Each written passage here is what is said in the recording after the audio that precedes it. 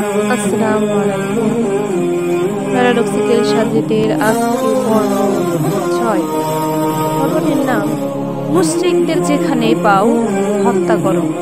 অতঃপর নীলাঞ্জনদা মনে প্রাণে একজন খাঁটি বাংলাদেশী। বাংলাদেশের স্বাধীনতা মুক্তি সংগ্রামকে তিনি কোনো কিছুর সাথে কম্প্রোমাইজ করতে রাজি নন।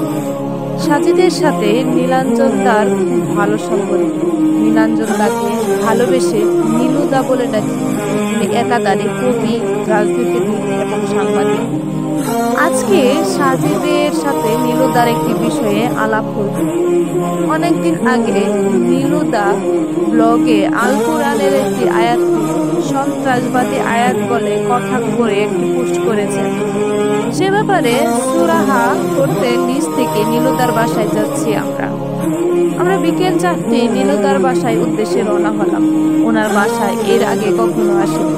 ওনার সাথে দেখা হতো প্লেস কাপ আর বিভিন্ন প্রোগ্রামে। তবে উনি যে নীলক্ষেত থাকেন সেটা জানি।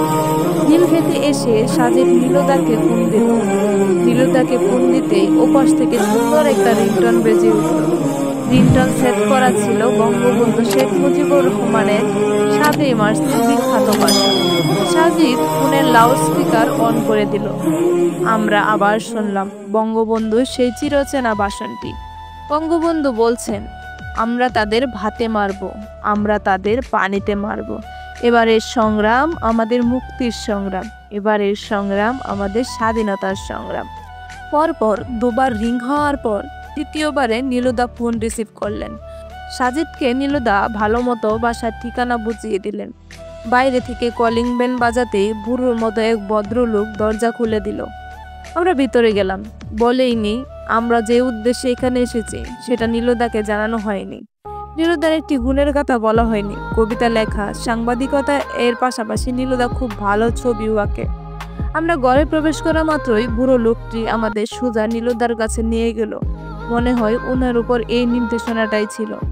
আমরা নীলুদার রুমে গিয়ে দেখি উনি ছবি আঁকছেন, মুক্তিযুদ্ধের ছবি।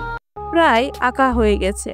জলপাই রঙের পোশাকে একজন মিলিটারির বাম হাতে একটি রাইফেল। একজন অর্ধনগ্ন মহিলার চুল খোলা। মহিলা বেঁচে নেই। মিলিটারিটা মহিলাকে টেনে নিয়ে যাচ্ছে, মনে হয় বারাগে নিক্ষেপ করবে, এরকম কিছু। পাশে একটা ডাস্টবিন টাইপ কিছু। 4টে কাক বসে আছে সেটার উপর, জয়নুলের দুর্ভিক্ষ ছবিটার মতো। আমাদের দেখে না ফিরেই নীলুদা বললেন, কিরে, এত ঘটা করে দেখা করতে এসেছিস যে? সাজিদ বলল, ওমা, তোমার সাথে দেখা হয় না কতদিন, দেখতে মন চাইলো বলে চলে আসলাম। ডিস্টার্ব করেছি বুঝি? আরে না, তা বলিনি। এইটুকু বলে নীলুদা ঘাড় ঘুরিয়ে আমাদের দিকে তাকালেন। আমাকে দেখে নীলুদা বলে উঠল, আরিফ না? সাজিদ বলল, আরে বাস, আজ দেখি আমার বাসায় চাঁদের হাট। তুমি তো জম্পেশ কবিতা লেখো ভাই আরিফ। বিচিত্রা তোমার কবিতা আমি প্রায়ই পড়ি। নীলুদার মুখে এরকম কথা শুনে আমি লজ্জায় মরেই যাচ্ছিলাম। সাজিদ বলল, জানো দাদা, তাকে কত করে বলি কবিতার একটা পাণ্ডুলিপি রেডি কর বই মেলার জন্য, কিন্তু সে বলে ওর নাকি ভয় করে। দেখো তো দাদা। নীলুদা বলল, হ্যাঁ, পাণ্ডুলিপি রেডি করো। একবার বই বের হয়ে গেলে দেখবে বই ডর সব দৌড়ে পালাবে। তোমার লেখার হাত দারুণ, আমি পড়ি তো, বেশ ভালো লিখো। সাজিদ বলল, দাদা, ওটা কি মুক্তিযুদ্ধ কেন্দ্রিক ছবি যেটা আঁকছ? নীলুদার উত্তর। আচ্ছা দাদা, মুক্তিযুদ্ধ নিয়ে আমার বিশেষ পড়াশোনা নেই। তুমি তো আবার এই লাইনেই। আজ তোমার কাছ থেকে মুক্তিযুদ্ধের গল্প শুনবো। নীলুদা মুচকি হাসলেন। তুলির শেষ আঁচড়খানা দিয়ে খাটের উপর উঠে বসলেন। আমরা দুজনে ততক্ষণে 2টি চেয়ারে বসে পড়েছি। বুড়ো ভদ্রলোক ট্রেতে কফি নিয়ে এসেছেন। নীলুদা কফিতে চুমুক দিতে দিতে মুক্তিযুদ্ধের গল্প বলতে শুরু করলেন। 1971 সালে পশ্চিম পাকিস্তানের হাতে নির্যাতিত নিষ্পীড়িত বাঙালিরা, তখনই তারা নিজেদের অধিকার আদায়ের জন্য সোচ্চার হয়েছে। তখনই পাকিস্তানিরা বাঙালিদের উপর চালিয়েছে অত্যাচার, নির্যাতন। নীলুদার কণ্ঠ বাড়ি হয়ে এলো। মুক্তিযুদ্ধের আলাপ উঠলে তিনি এরকম আবেগকেন্দ্রিক হয়ে যান। তিনি বলে যাচ্ছেন, এই অত্যাচার, এই নির্যাতনের মাত্রা এতই ভয়াবহ হয়ে উঠল যে বাঙালিরা শেষ পর্যন্ত নিজেদের আর নিজেদের মাতৃভূমিকে রক্ষা করতে অস্ত্র হাতে তুলে নিতে বাধ্য হলো। তখন চলছে উত্তপ্ত মার্চ মাস। 1000 বছরের শ্রেষ্ঠ বাঙালি, বাংলা ও বাঙালি জাতির কর্ণধার, ইতিহাসের বরপুত্র, জাতির জনক বঙ্গবন্ধু শেখ মুজিবুর রহমান রেসকোর্স ময়দানে সশস্ত্র যুদ্ধের ডাক দিলেন। সাজিদ বলল, দাদা, তোমার ফোনের রিংটোনে শুনি তো, আমরা তাদের ভাতে মারব, আমরা তাদের পানিতে মারব। বাবারে, কি সাংঘাতিক কথা। নীলুদার কপালে বাস দীর্ঘ হয়ে বললেন, সাংঘাতিক বলছিস কেন? বরং বল, এটিই হলো বাঙালির মহাকাব্য। সেদিন এরকম বাঙালিদের অনুপ্রাণিত না করলে আমরা কি স্বাধীনতার স্বাদ পেতাম? তাই বলে মেরে ফেলার কথা? এটা তো আইন হাতে তুলে নেবার মতো। সাজিদ বলল। নীলুদা বলল, যেখানে নিজেদের অস্তিত্ব বিলুপ্ত যাওয়ার পথে সেখানে তুই আইন বানাচ্ছিস? যুদ্ধের ময়দানে কোনো আইন চলে না। তারপর শেখ মুজিবুর সেই ঐতিহাসিক ভাষণে উদ্বুদ্ধ হয়ে বাঙালিরা ঝাঁপিয়ে পড়ল যুদ্ধে। আমি বললাম, তারা পাকিস্তানিদের মারলো এবং মরল, তাই না? হ্যাঁ, যুদ্ধের পরে আমরা তাদের ভাতে মারবো, পানিতে মারবো, অথবা যা কিছু আছে তা নিয়ে যুদ্ধ ঝাঁপিয়ে পড়ো, এরকম কথার জন্য শেখ মুজিবুর রহমান কি জেল টেল খাটতে হয়েছে? বা কেউ তাকে সন্ত্রাসের উস্কানিদাতা কিংবা খুনের মর্মদাতা বলে ব্লেম করেছে? সাজিদ জিজ্ঞেস করলো। তোর মাথায় কি গোবর নাকি রে সাজিদ? এটা কোনো কথা বলিস? শেখ মুজিবুরকে এটার জন্য ব্লেম করবে কেন?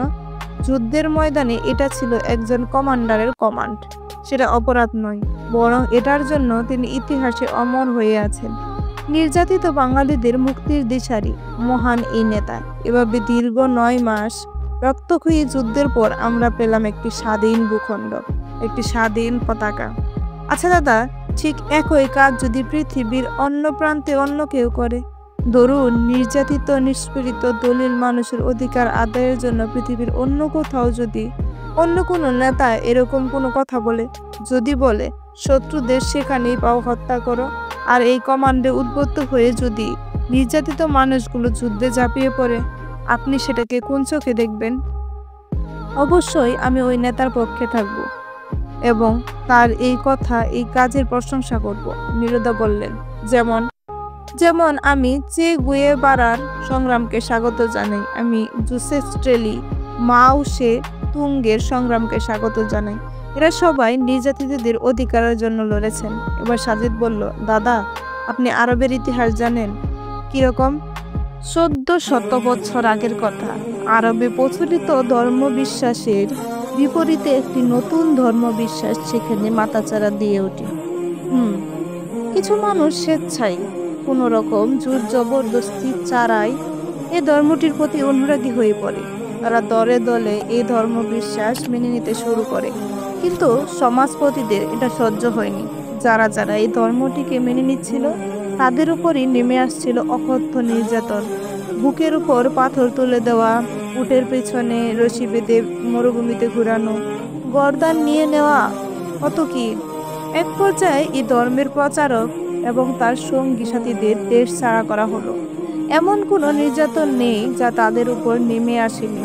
স্বদেশ হারা, স্বজন হারা হয়ে তখন তারা বিধ্বস্ত। 71-এর শত্রু যেমন ছিল পাকিস্তান 1400 বছর আগে, সেই সময়টার মুসলমানদের শত্রু ছিল মুশরিকরা। তাদের এই অত্যাচার নির্যাতনের বিরুদ্ধে দাঁড়িয়ে তাদের নেতা যদি ঘোষণা দেন, তোমরা মুশরিকদের যেখানে পাও হত্যা করো, তাহলে দাদা, এতে কি কোনো অপরাধ, কোনো সন্ত্রাসবাদ প্রকাশ পায়? নীলুদা চুপ করে আছে। সাজিদ বলে যেতে লাগলো, শেখ মুজিবুর, আমরা তাদের ভাতে মারবো, পানিতে মারবো যদি বাঙালির মহাকাব্য হয়, এটা যদি সন্ত্রাসবাদের উস্কানি না হয়, তাহলে আরেকটি যুদ্ধের ঘোষণা স্বরূপ বলা হয়, তোমরা মুশরিকদের যেখানে পাও হত্যা করো। এই কথাটা কেন সন্ত্রাসবাদীর কথা হবে? এটা কেন জঙ্গিবাদীর উস্কানি হবে? কিন্তু হত্যার নির্দেশ দেবার পরে আয়াতে আছে, মুশরিকদের কেউ যদি তোমাদের কাছে আশ্রয় প্রার্থনা করে, তাদের নিরাপদ স্থানে আশ্রয় দাও। শেখ মুজিবুর কি বলেছেন? আমরা তাদের ভাতে মারবো, পানিতে মারবো, কিন্তু তাদের কেউ এসে আমাদের কাছে আশ্রয় চাইলে আমরা তাদের নিরাপদ জায়গায় আশ্রয় দিব বলেছিলেন? বলেননি? পৃথিবীর কোন কমান্ডার শত্রুদের এরকম নিরাপদ আশ্রয় দেবার কথা বলেননি? বরং নির্দেশ দেন দেখা মাত্রই গুলি করো। আমি বললাম, সাজিদ বলল, দাদা, কোরআনে আরো আছে, কেউ যদি বিনা অপরাধে কোনো নির্দোষ ব্যক্তিতে খুন করলো, সেজন্য পুরো মানব জাতিকেই খুন করলো। এরকম কিছু একটি কথা পৃথিবীতে কোনো মানুষ, কোনো নেতা, কোনো গ্রন্থে কি আছে? নেই। ৭১-এ পাকিস্তানে মারার ঘোষণা দিয়েও শেখ মুজিবুর যদি আপনার কাছে মহানায়ক হন, তাহলে ১৪০০ বছর আগে এরকম ঘোষণা আরেকজন দিয়ে থাকলে তিনি কেন আপনার চোখে খলনায়ক হবেন, অপরাধী হবেন? এই কথা, এই নির্দেশনের জন্য আপনি একজনকে মহামানব মনে করেন, অন্যজনকে মনে করেন সন্ত্রাসী। কেন দাদা? স্রেফ কি ধর্মবিরোধিতার জন্য? একজনের এরকম ঘোষণাকে ফোনের রিংটোন দিয়ে রেখেছে, অন্যজনের এরকম ঘোষণাকে সন্ত্রাসবাদী কথাবার্তা, জঙ্গিবাদী কথাবার্তা বলে কটাক্ষ করে লেখালেখেন। কেন? এটা কি ফেয়ার দাদা? নীলদা কিছুটা একমত। সাজিদ বলল, দাদা, অনেক নাস্তিককে কোরআনের একটি আয়াতের জন্য অন্য আয়াতের সাথে কন্ট্রাডিক্টরি বলতে দেখেছি, অথচ তারা কোনোদিন সূরা তওবা, তোমরা মুশরিককে যেখানে হত্যা করো, এটাকে সূরা মায়েদার কেউ যদি নিরপরাধ কোনো ব্যক্তিকে হত্যা করলো, সেজন্য পুরো মানব জাতিকেই হত্যা করলো, এটার সাথে কন্ট্রাডিক্টরি বলতে দেখি না। অথচ যেখানে ভাবলে এই দুই আয়াতের দুই রকম কথা বলা হচ্ছে, একবার মেরে ফেলতে বলা হচ্ছে, আরেকবার বলছে মারলে পুরো মানব জাতির হত্যা করার মতো চরম পাপ হবে, কিন্তু তবুও ঠিকরা এই দুটোকে এক পাল্লায় এনে কথা বলে না। কেন বলে না? কারণ তারা জানে দুটো আয়াত নাজিলের প্রেক্ষাপট সম্পূর্ণ ভিন্ন। এই দুটোকে এক করে বলতে গেলে নাস্তিকরা ধরা পড়বে, তাই বলে না। নীলুদা সব শুনলেন, শুনে বললেন, এজন্যই বুঝি মুক্তিযুদ্ধের গল্প শুনতে এসেছিলি? না দাদা, শুধু ডাবল ট্রাক্সবাজিটা উপলব্ধি করতে এসেছে। হা হা হা। নেহাত ভালো সম্পর্ক বলে নীলুদা সেদিন রাগ করেনি হয়তো।